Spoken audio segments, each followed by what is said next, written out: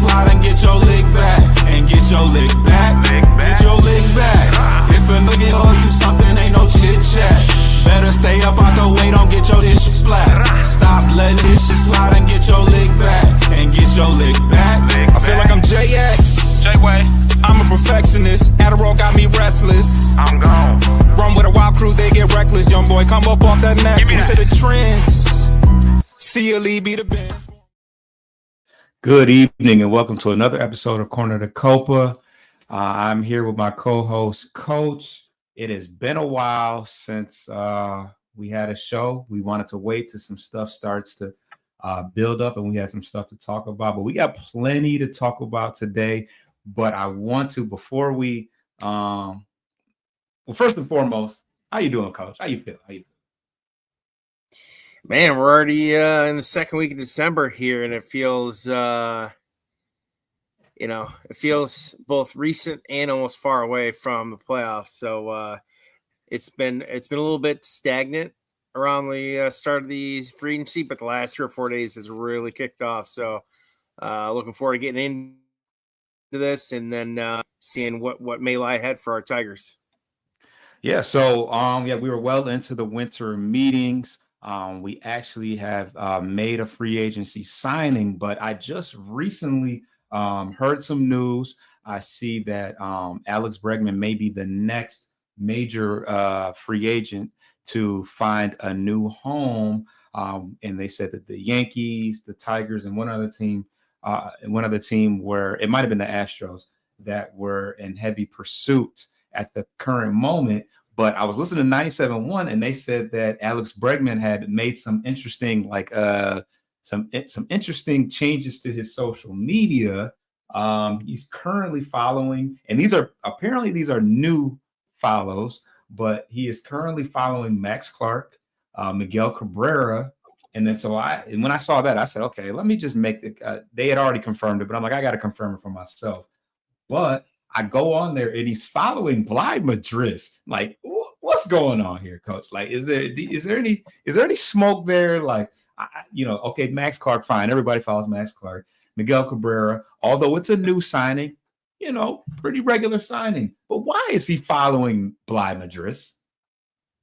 That's a great question. I mean, you want to talk about random, how many people did Jose Bautista start following in his Twitter account over 10, 12 years ago when we were just getting out of college? So it could be something, it could be nothing. Then again, a lot of these athletes do unusual things when it comes to social media that's not within the scope of what we consider normal. So unless either it's being kept, if it's not under wraps right now based on what's going on with that and these new refreshed rumors of him linked to the Tigers and discussions, it's hard to really put some substance to that. But, who knows? They may have come across each other. He may have attended some type of clinic that Bregman spoke at, and they exchanged information there. Guys helping guys in the sports realm, not necessarily a, uncommon thing to happen. But who knows? You never know behind closed doors. Yeah, you're right. There's a lot of stuff that goes into this, and a lot of it can be smoke and mirrors. And it's funny how in this day and age, just a simple follow can really sway the emotions of thirsty fans. But very interesting. Obviously, they've been linked to they've been the Tigers and Astros had the Tigers and Alex Bregman have been linked in several rumors and talks. So we will see. I think there was I don't actually know where this is coming from as far as the source, but it says I think he's open to any team he thinks is someone that he can be competitive and kind of a dawn new age. Okay, I'm just reading that. I'm not a bad reader. Similar to the one he had in Houston. Obviously, he knows some people in Detroit very, very well, and he is very familiar and trusting relationships there. I think for those reasons, he's open to a lot of things. So that may be his agent, but like I said, we'll see. We've kind of, broke down. We got a player profile. There's write-ups about him. We've talked about it on the show. But yeah, obviously he's a guy that checks off a lot of boxes that the Tigers are looking for as far as strength defensively, play discipline, run production, power, all those good things. So we will just have to see what comes of that. But the Tigers did make an official free agent signing in the last couple of days. Alex Cobb, a right-handed starting pitcher. He got a 1-year deal for what, $15 million? Yep, base salary 15. Yeah.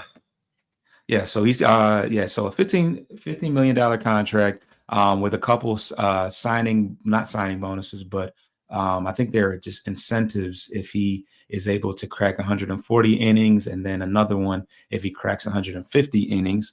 But what are your thoughts on that signing? What do you think about the price? What do you think? Where do you think that puts us as far as checking off free agency boxes? I mean, I don't think this is really beneficial. Look, a body's a body. I get it with all the injuries. The guys, we cut Shelby Miller. We had a lot of young guys up that we had to end up taking off the 40-man and re-signing, going through that whole formal process of getting them back onto their minor league deal after they experienced a nice little bump up, not just experience and playoff exposure, but I'm sure a little bit of bump in pay being have their contract selected briefly. But all in all, this guy hasn't pitched in 2 years fully healthy. Yeah, he pitched really well, definitely well in 2023 at the Giants, but they're way different parameters. That team has been more competitive than we have been prior to last year for off and on for a handful of years. They had good rotation, established coaching staff over there and whatnot. He pitched he had the hip injury that he had surgery on near the back third or quarter of 2023, the end of the season. Missed almost all of last year. Pitched 3 to 4 games. I know he had a record of 2-1. Those numbers on its own in a very small scope, considering how his years of service in the league. And then what he did in the playoffs, 2 kind of stinkers. Matt Boyd pitched better coming back from injury in 2 games against us and won both games. And he only got a 2-year minor league deal from the Cubs. But we're paying $15 million to this guy who's 37 years old.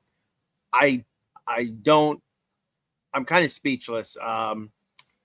Because if this is a guy that Illich gets and Harris are like, well, if we start doing bad and he's playing well, we're going to trade him again. No.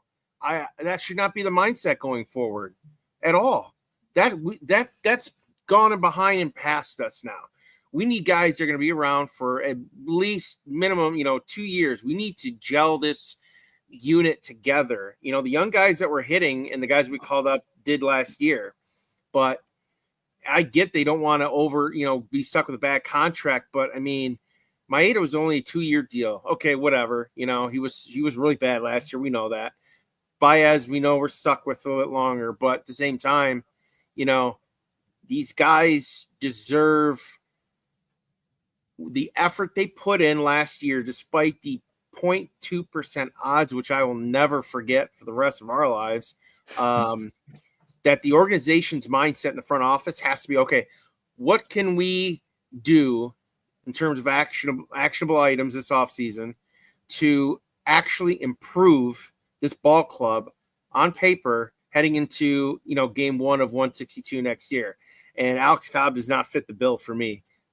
I understand the infatuation with Chris Fetter, but you know what? For the Jack Flaherty that we have a Maeda on the other hand. So I'm with the experiments. We need to get guys that are going to be here for a few years and put this thing and make a legitimate run for the next handful of years. And it's not about spending $25 million on average for a player, but come on, $15 million for Cobb. We could have gotten someone else who we've been linked to for weeks out there. So I really give this like a D signing because there's low expectation. We're paying him more than Flaherty last year. So that's just my take. So, I mean, I do have reservations with his age. And the fact that he's coming off a hip surgery, I don't really put too much stock into the playoff performance because, I mean, that's like taking into consider. I mean, it's not enough of a sample in a couple games to where I hold that over his head as far as his full performance. You got to keep in mind this guy is only 1 year removed from an All-Star year. This guy is a career over 500 pitcher. He's 78 and 76 in his career. He's got a sub-4 ERA, and this guy is an innings eater. I think somebody that we lacked last year outside of a Terry Skubal is somebody that has the potential that has proven that they can eat some innings up and not force us to have multiple bullpen days. This guy's going to provide. Granted, he can stay healthy. He's going to provide stability and veteran leadership to a pitching staff that's only getting younger once you incorporate a guy like Jackson Jobe and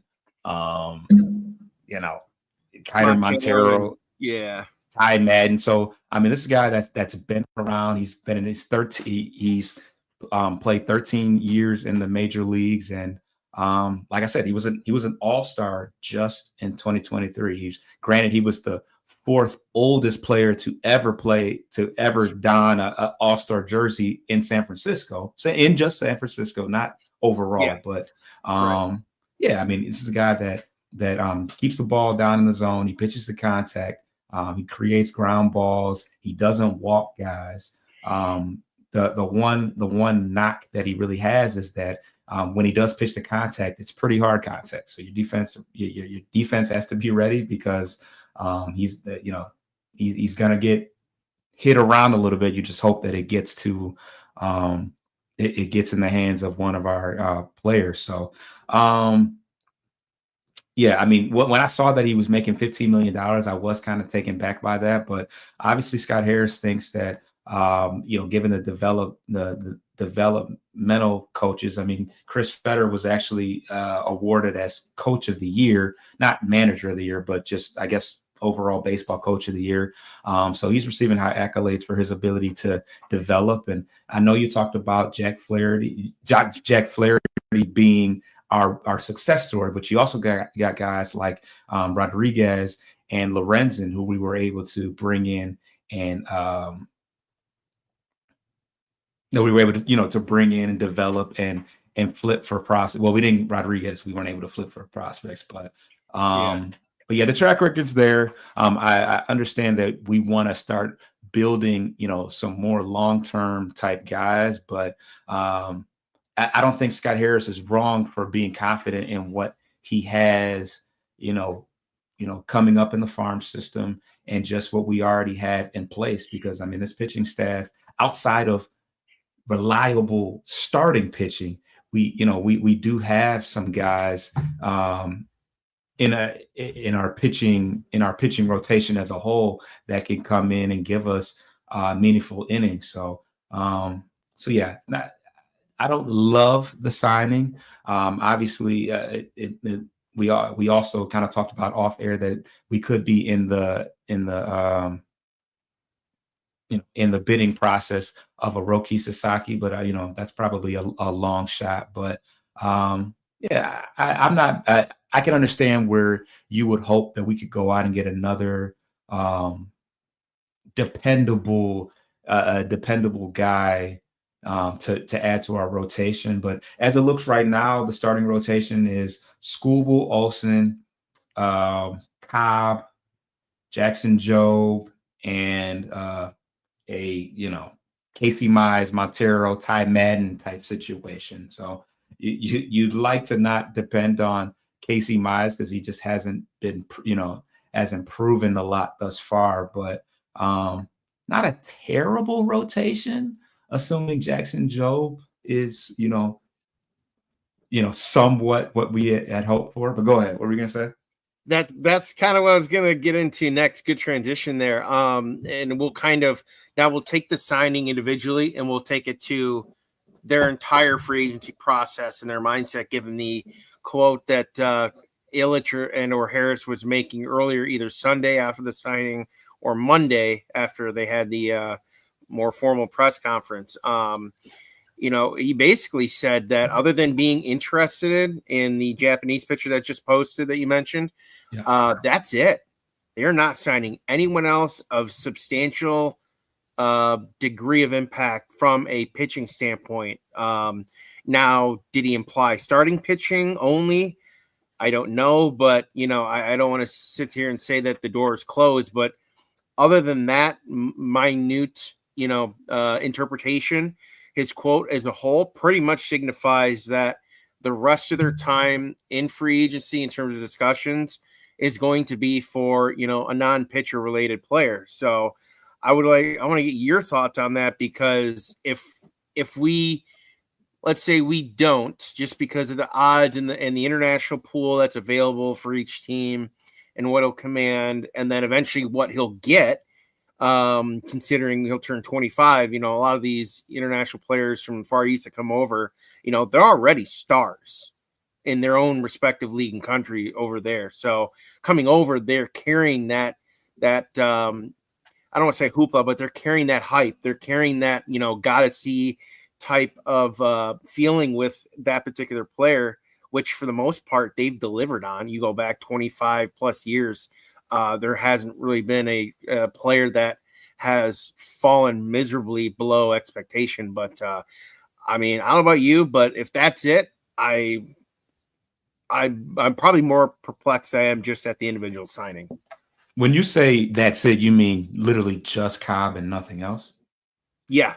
Based on what Illich had said, that it made it seem very strongly like unless something falls into their lap or too good to be true, seems like that's it. Pitching wise or in general? Pitching wise. Okay. Yeah. We had a good pitching.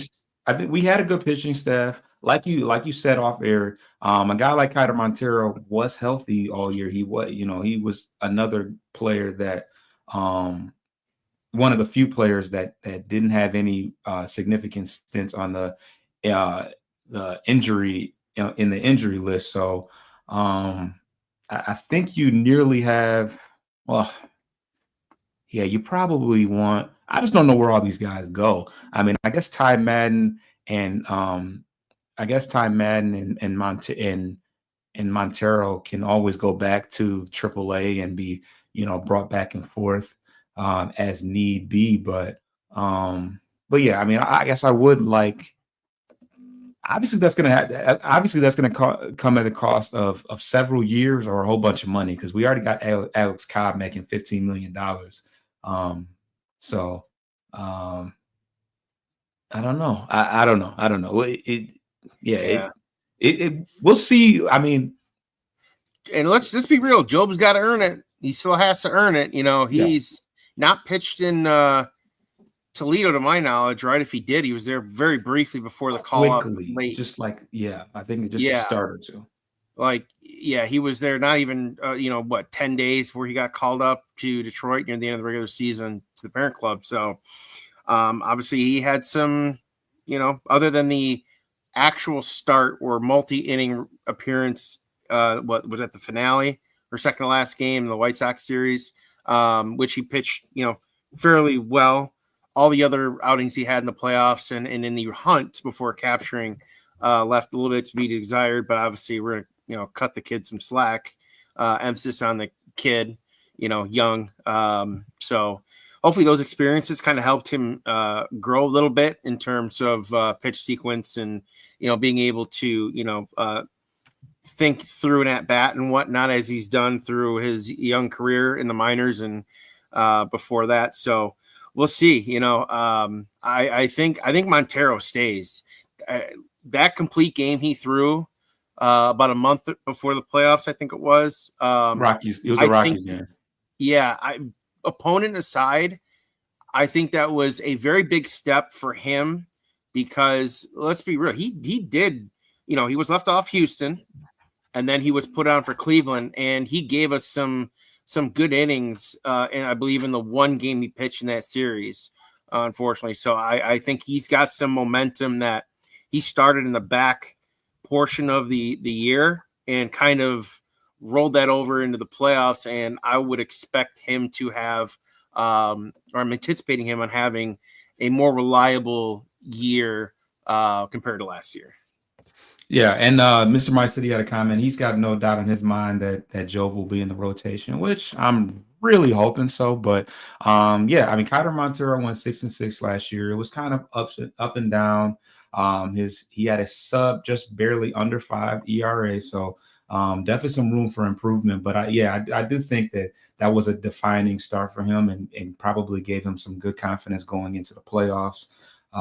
So yeah, if nothing else, you can never have enough arms. They can always be used as trade pieces down the road. So yeah.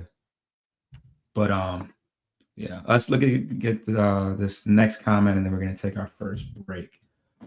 Figuring out the Torkelson situation. Oh, Mr. My City says figuring out the Torkelson situation is a priority. They need to know what direction we're going before spring training. Yes, we are definitely gonna get to Spencer Torkelson talk. You've read our minds. yeah, for sure. Right after this break.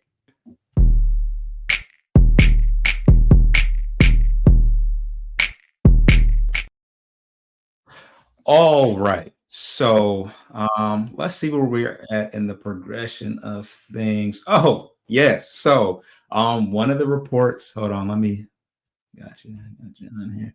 One of the reports that we're hearing, I can't remember what source it is, but they did state that Justin Henry Malloy and Cole Keith were going to be fielding some grounders coming up. What are your thoughts on that? And does that give you any indication as to, I mean, this is very loaded on many different things. You got free agent act implications. You have the implications of how that looks in the eyes of Spencer Torkelson. But what are your thoughts overall about that? I mean, we re-signed McKinstry and Ibanez arbitration years for them. I figured they weren't going anywhere, just like Torque, under team control. So there's no need to make any rash movements this early yet, per se, especially for, the first two guys are situational hitters, defensive players.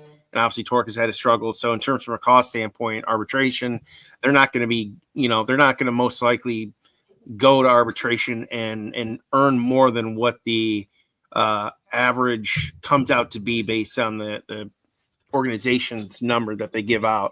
So, but in terms of the offensive, adding a feather to the cap, if you will, I think they're beginning to prepare for the reality that if Torkelson if he comes out cold again, I mean, not just 30 days, 45 days, maybe a couple months after Memorial Weekend, something like that. If he's still struggling from a hitting standpoint, they may not have a choice but to move on in some degree, whether they release or trade something. But it's just giving Hinch some flexibility in the event that if he does go down, well, he still needs a first baseman. And to date, they haven't signed anyone in terms of non-pitchers. So, we talked about it during the year last year during the struggle and for his call up for Torkelson is that, Cole, I mean, if you can play second, you largely can play first unless you're, an Omar Infante or Polanco. I mean, some of those guys have needed to, I bet they would, but they're shorter, smaller wingspan, so it's less ideal for a first baseman. But Colt's got a good frame, good size to him, and so does Hunter Malloy. And we've documented some of the injury issues that Malloy has had coming into the year last year. So his defensive ability was limited. So if he's able to play some first base without being a negative defensive WAR or detriment, I think that gives AJ again more flexibility. You can do certain things in terms of pinch hitting, taking advantage of player bat to pitcher arm side, because we know he loved to play the numbers last year. So that's pretty much right in line with his approach this year, barring any new rule changes, which to my knowledge haven't been made or voted on yet. So I think this is kind of a two-part thing between AJ and then them being prudent about, okay, he's had bits and pieces of success over the last few years in Spencer Torkelson, but we need to have a B plan going forward. Yep, and I think that it kind of opens up a lot of different things. For one, I don't think we have any intentions on moving Malloy at this point, but it does kind of boost his skill set and make him more of an asset in a trade type situation. But I mean, also the fact that they already kind of tried to move him to third base once they realized that we had a lot of corner outfielders. So it shouldn't be as tough, as crazy of a transition as now granted, he wasn't great at third base, and he was having a lot of issues with throwing, but that's not as much of an issue when you become a first baseman. And like you said, he's a bigger frame guy, so he kind of fits the physical bill for it. But having a guy like Cole Keith that's able to play first kind of opens things up, because we have been in the market for some infielders, one of which that we're going to talk about. So that will give us the ability to throw him over to first base and put somebody at the second base slot, even if it's Andy Ibanez. But yeah, so yeah, it makes a lot of sense, and yeah, it's put up or shut up time for Torkelson. The statements are already out there that he's going to need to earn his spot, earn his keep during spring training. I mean, I think if he bombs out in spring training, something will certainly have to give at this point. I don't think that there's an option of like, well, we're just going to see how things go, once we get into the regular season, because I just think that would be, I think it's just be setting a bad precedent to let a guy just bomb out, hit 150, and then be the starting first baseman going into the year. So I'm glad to see that they're exercising all avenues, but I still would like to see us at least go out and get a platoon, because it doesn't hurt to put that skill set under Malloy's belt or under Cole Keith's belt, even if they never touch first base this year. I still would like to see them go after a platoon option at first base. But let's get right into that right now. So we have seen some guys make some signings, but there are still some targets out there. I don't know to what extent these are just rumors, or whether these are or if they're just, sometimes you see things on the internet and you don't know what validity it is. But hold on. First, let's get to Mr. My City's comment. He said, Kerry Carpenter is my Tiger. Yes, Kerry Carpenter has definitely emerged over pretty much since he got back from that bad back injury. He definitely has emerged as one of the heroes and stars of the Tigers. He had that big home run against Clase. I mean, that's a home run I think we're going to talk about for 10 years down the road. I mean, that was insane. I watched a replay of it last night, man. Honestly, I'll say this about last year, and then we'll leave last year. I watched, there was a video well done, I think it was by MLB Vault on YouTube, almost an hour long. Don't get me wrong. So it's a lengthy clip, but I mean, dude, it took so long after, just because I think of how much we appreciated the run and what they were defying in terms of the odds, or what minute odds there were, that it had all that. It had the epitome of all the extreme highs and the extreme, like, just tank lows in the same inning, in the same game, especially when we got to the playoffs, that you knew it was special, because it probably should have never happened. We not only did our run make the difference, but in reality, we needed a lot of help, and it fell into place, like fate in a way. So it felt more discouraging losing the way they did to Cleveland up 2-1 in the series. Knowing it was right there. So I think that's why we as fans heading into this winter understand that, if we come back with 90% of the same guys, there's no guarantee that success is going to happen, at least the end result. So yeah, that's where that comes from. So I think we're just ready, honestly. Like, I'll throw it over to you on that. Were we not just ready to be like, okay, we've seen this before over 20 years ago. Brandon Inge and those guys, they turned it around with, in-house guys. They went out and got some free agents, and then bam, 2 years later, they played in the World Series for the first time since '87. So that's kind of my thought process on it. There's more passion just because we've tasted it now after 10 years, and damn it, we want some more.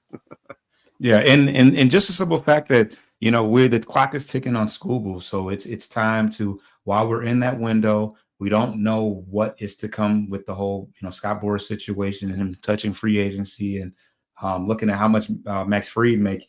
Scooble could be making upwards of $300 million. So the time is now to prove to him that he wants to be here and he wants to be around the winning culture, but also that while we have him here and he's healthy and he's able to play, that we take some shots at a potential longer playoff run. I mean, it's pretty remarkable that we made it to the second round of the playoffs, but we don't want to be complacent because, like you said, I mean, I think there's a documentary on YouTube that just came out that's called 0.2. I mean, the likelihood that's what it was. That's exactly what it was. Right. So, I mean, the likelihood of something like that, the stars were just aligned in that situation. So it's time to start putting things into motion to make this a sustainable situation. And that doesn't mean, waiting around and acquiring, a million, minor league players. But I don't want to get too deep into that. So as far as free agency is concerned, we have seen some guys come off the board, but there's obviously still some viable options that we can look into. One, is there any guys that you've seen that have signed that you thought like, damn, that was somebody that we could have got, but they obviously went a different direction? And this could be via trades too. I mean, in terms of just signings, because we've heard there really hasn't been any major trades. There's been some minor Jake Burger. Yeah, that just happened, but I don't think that. I think there were probably only a few teams that were in position that had a healthy enough prospect pool and market team that is organizationally that are spending like the Rangers, who are obviously coming off World Series from 2 years ago.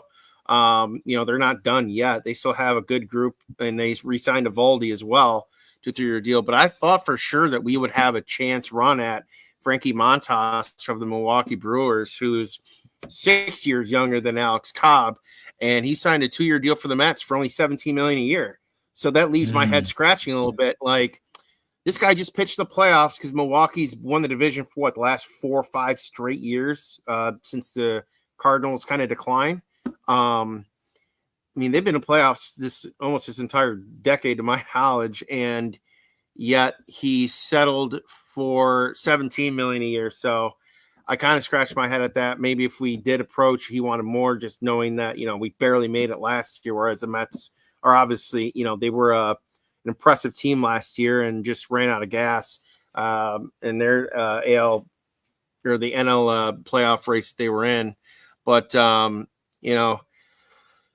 than that, I think Blake Treinen was one, but he stayed put. So I can't really get too upset about the guys that either went to a better contender or stayed with the current playoff team they were at. But Frankie Montas was one for me. And I thought maybe for a second, the Padres catcher, the Rangers also signed a 2-year deal after they traded Carson Kelly out to the Cubs just, I think, 2 days ago.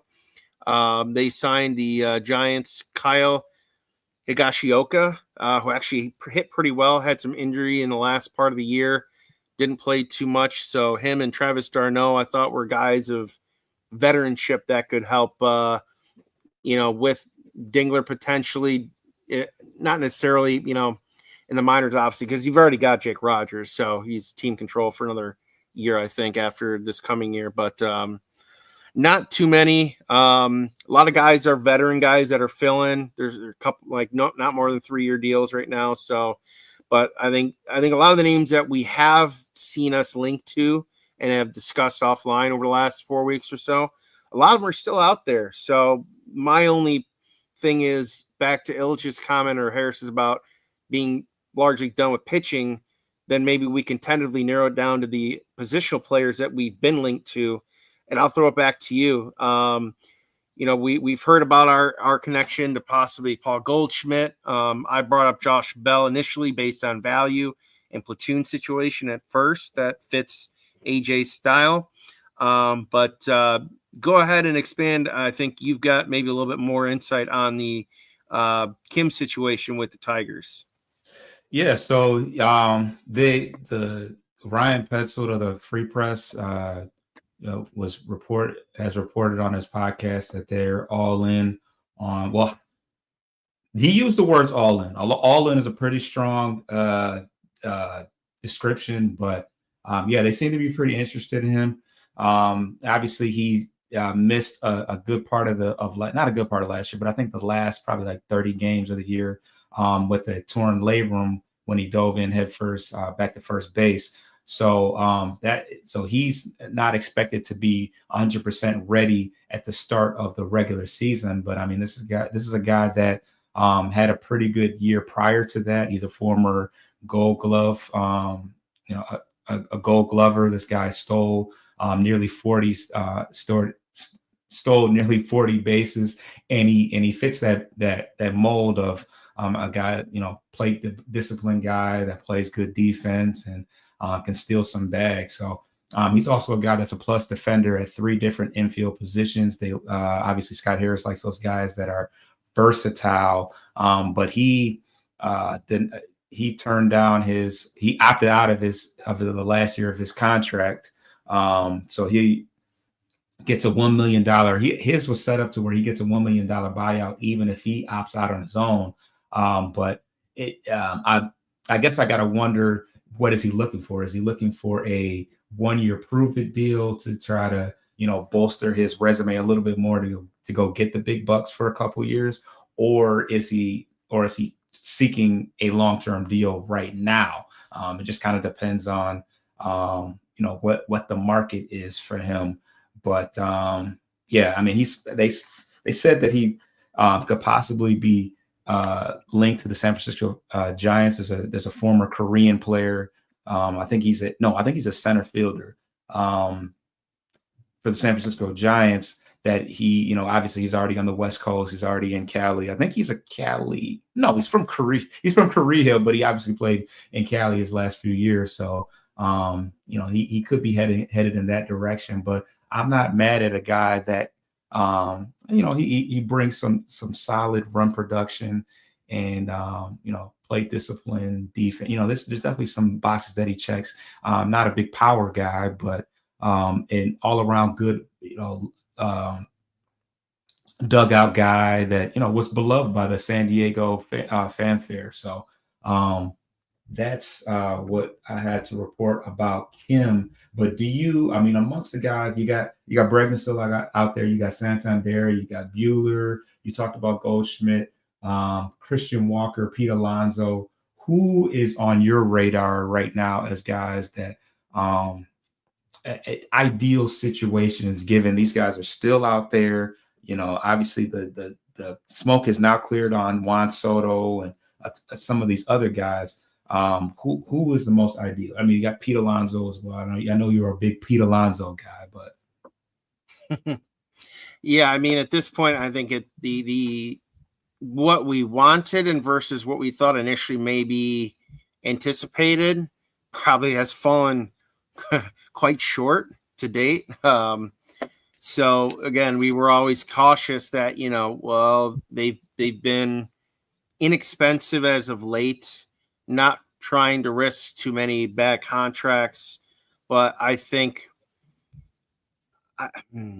I coupled everything together with the news of JHM and Colt taking, reps at first base.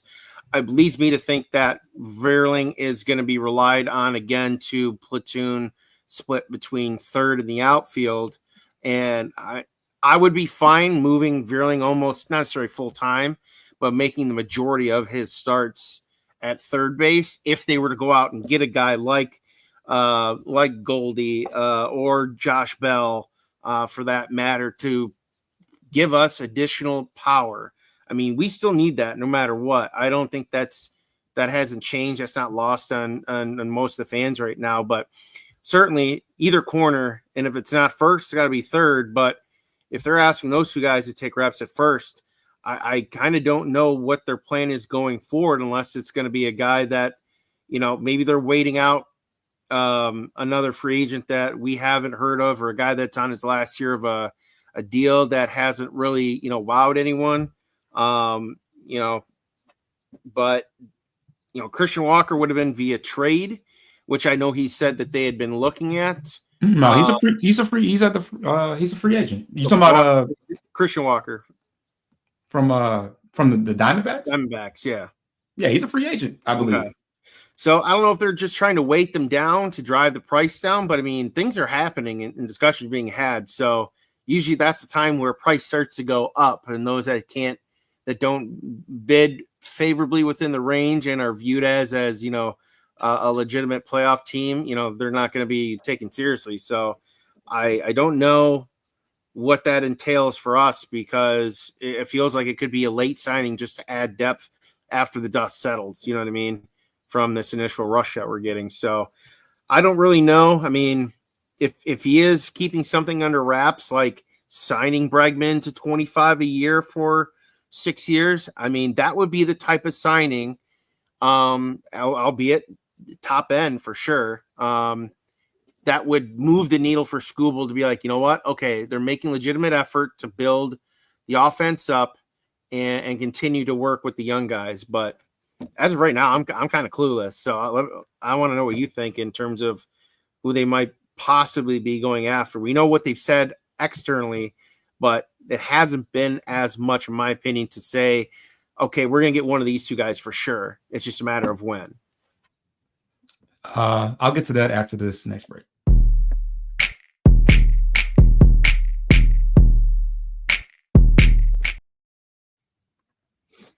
Yeah, I mean, as of right now, I'm definitely on the Bregman train until he goes somewhere else. I know that when they said that Garrett Crochet was going to be moved in the next couple of days, that was confirmed. He's now a Boston Red Sox. So maybe we'll hear something very soon regarding Alex Bregman.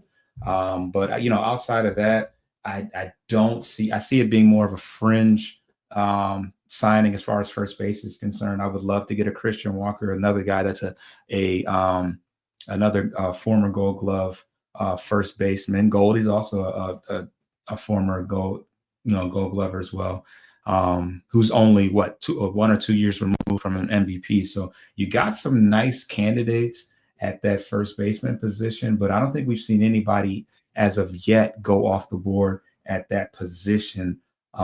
Outside of that, you still got guys like Jack Flaherty, Justin Verlander. I don't see us going after a guy at the level of a Burns, but I don't think Buehler is off the table either. So although we've seen some action, there's still a lot. There's still a lot to be done. But let's just transition into some medical updates, and then we'll wrap things up with maybe some trade talk. Obviously, Javier Baez had a injury to his hip at the end of last year. And as far as update for him, he's expected to start light defensive drills this week, but he's already initiated a running progression. So making his way back, as far as I know, he's pretty much on track. I think they said that they've gone and visited him in Puerto Rico, as well as I think he's working out in Tampa Bay as well. So they said that he's been, good about communication, yada, yada, yada. A lot of the stuff that he said last year when he was, getting, ramping up for the year. So I'm not doing too much of that until I see him swing a baseball bat in a live situation. As far as Sawyer Gipson-Long, he was injured, I think during the summer of last year. So he's recovering from a left hip labral repair and an elbow sprain as well. He's playing catch to 120 feet 3 times per week.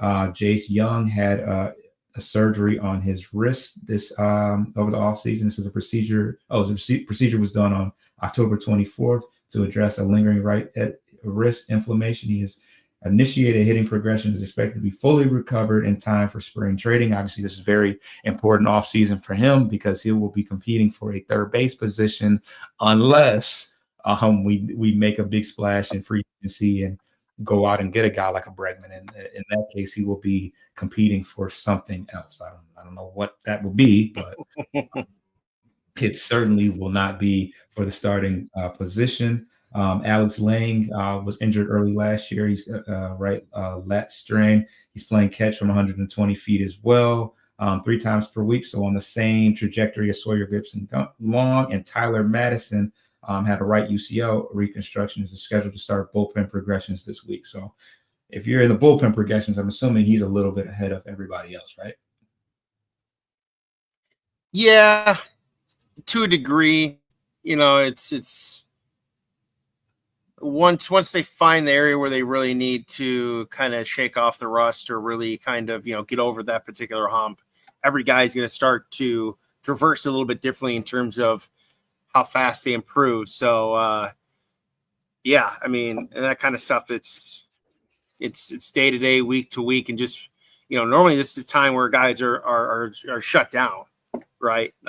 Maybe they're doing in some light workout stuff at home and whatnot. So, the fact that these guys are having to get after it, by the time they hit spring training, if they're ready to go at that point, then they should already be in that, routine mindset of what is normally their day-to-day when they're in season. So, but we'll see. Everything so far seems to be okay. So, no setbacks as far as I can tell. Yeah. So, we're going to conclude the show on some trade talk. There's definitely a lot of names that are being thrown around right now, guys like Alec Bohm, and I don't really hear too much about Vladimir. I mean, they've been talking about either trying to extend or move guys like Bo Bichette and Vladimir Guerrero for the last year or so. Obviously, that's probably, that the fact that the Blue Jays are having so many issues with, what direction they want to go in, that probably affected their, them, trying to attract a guy like Juan Soto, just because, Vladdy isn't secure, Bo Bichette isn't secure. But what are your thoughts on guys? I think I had a couple more people on my list. Suarez and Castellanos as well. But any thoughts on a guy like? Well, you got Alec Bohm, who was an All-Star last year. There's 2 more years of control. And Suarez was also an All-Star who just I think he accepted his qualifying offer. But what are your thoughts about those guys? Couple corner infield guys. But yeah. I mean, Suarez was a name I know that we had initially had on the list that was intriguing. Probably going to be in that affordable range for us. And there was no bad blood in terms of separation we had with him compared to maybe the other free agent that I just saw again came up on another show in Pennsylvania. Nick Castellanos, like you said, is potentially being quietly shopped around. Although he's been pretty good year in, year out, but I'll put a pin on Nick right now. He ain't coming back after all those comments he made, even a year or two after he was gone, making fun about the stadium's dimensions and all this and complaining. I don't see it, at least not in the state that we're in right now. If we were, in the divisional lead or right around the divisional lead come the All-Star break last year, I think maybe a little bit different story. But Bohm, I don't know. That's tough. He was linked to us early. He got benched during the playoffs last year for the Phillies, was struggling. There were some speculative rumors coming out that he was a little bit of a head case, maybe a little arrogant, said some things being a younger guy that didn't quite go over well in the locker room that they try to keep down. Again, speculation there. But as a team as good as the Phillies has been the last couple of years, to get benched in the playoffs, like that, that I think that speaks a little bit more. So I think that's kind of a risk factor because, you know, the locker room we got right now is great. You know, it's guys supporting guys and next man up, and they're there, you know, they're supporting each other. They don't care they all share the limelight and they all share the blame at the same time. So adding that to the mix as a potential question mark, not just in the lineup in the locker room, could throw not just their on-field playoff, but their off the field mojo, if you will, to a degree. I still don't know, but the longer he's out there, I got to figure the larger his ask of return drops, you know, or that what they originally asked for shrinks and gets smaller as time goes on. So we'll see. But yeah, Vladdy and Bo, those are two guys that I would very intrigued on. Now, obviously, if we go a different route this year, that kind of shows up short and second for the next couple of years, then obviously I think you take Bo out. But Vladdy, man, that dude's been a phenomenal hitter. He's a competitor. He wants to win. And, you know, we've had recently a legacy son 10 years ago and Prince Fielder. So, you know, we've got that. That's a good point. That's a big good point. boppers. Yeah. Well, we want to go a step further. We drafted Roger Clemens' son, Cody Clemens, and we traded him just 2 years ago. He was in the organization for a few years, at least in the minors. We've had some other former coaches' sons and legacy players that we've taken. So obviously, it wouldn't necessarily be a legacy for us. But Vladdy's a guy that I can't just. I'd be more upset if we didn't even talk to them about it. You know what I mean? So those are some guys that I think that are still kind of in the background that aren't free agents this year. But obviously, you know, Toronto's looking to add offense. Great defensive club. You know, they already got rid of one legacy player, unfortunately, in Kevin Biggio last year, who got picked up, I believe, by the Red Sox, if I'm not mistaken, this offseason after he was dealt last year. Well, he was on the Dodgers, but yeah, I think they picked him up. He got picked up on waivers a few times after Toronto put him on waivers. But those are some names. But you know, I don't really have too many others. Did you have any other names that you thought may be intriguing that haven't been on the radar? Nobody that I wrote down. I'm sure. I mean, there's a lot of names that are floating around. So, yeah, nothing more of note. But you know, I'm sure we'll get some more opportunities. I'm kind of I'm not saying I'm surprised, but for whatever reason, Garrett Crochet. I mean, I know he's a division guy, but there was never any talks about us going and getting a guy like that. I mean, that would be pretty sweet to see him. It would have been sweet to see him paired with a Tarek School at the top of our rotation, but got to have, you know, assets and, you know, to make stuff like that happen anyways. And I'm not trying to. You don't want those prospects coming back to bite you in the ass a few years later when they get called up, you know. They'd be right in your backyard. So yeah, not feeling that. But if you don't have anything else, we can wrap things up. We had a nice, healthy show, almost about an hour. Yeah, just a couple minor notes here. As mentioned, you know, some former Tiger players and coaches more recently making some under the radar moves here. Carson Kelly obviously traded, picked up by the Cubs. Matt Boyd signed a 2-year minor league deal with the Cubs. Surprising considering his playoff success last year in limited time again. And then some former names that we kind of knew over the years. Quentin Berry also signing with the Cubs as a third base coach, and former Tiger outfielder DH Marcus Thames signed with the White Sox as the hitting coach. Okay, there's a couple guys, couple familiar names. Quentin, I think did they play together?